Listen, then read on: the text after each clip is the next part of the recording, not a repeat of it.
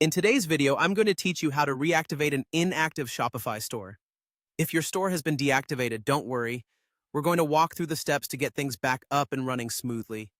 Reactivating your store is a straightforward process, but it's important to ensure that all the details are taken care of, especially if your store has been inactive for more than 30 days. Let's dive in. First, you need to access your Shopify store by logging in as the store owner. Head over to the Shopify admin page associated with your store and enter your credentials. This step is crucial because only the store owner can make the necessary changes to reactivate the store. Once you're logged in, you'll be directed to your store's dashboard. Next up, you'll want to locate the option to reopen your store. On the admin page, you should find a link labeled Reopen. Clicking this link will initiate the process of reactivating your store. If you've been notified that your store is inactive, this link will generally prompt you to take action. After clicking Reopen, you'll be prompted to review and select a pricing plan. This step is essential, especially if your store has been inactive for more than 30 days. In such cases, you'll need to choose a new plan. Shopify offers a variety of pricing options to cater to different business requirements, so consider your store's needs carefully.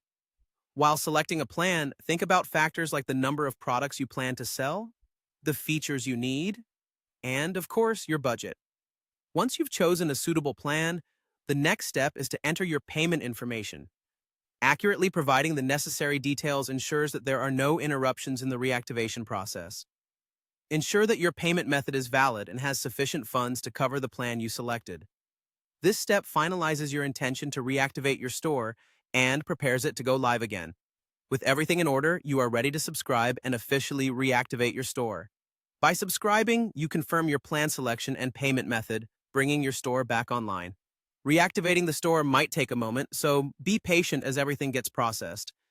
It's important to note that if your store was deactivated due to non-payment, you will need to settle any outstanding bills before you can complete reactivation.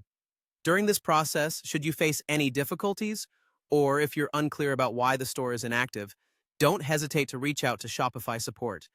They are there to help resolve any issues and get your store back up and running. With these steps complete, your Shopify store should be live again, ready to welcome your customers. Thanks for tuning in, and good luck with your store.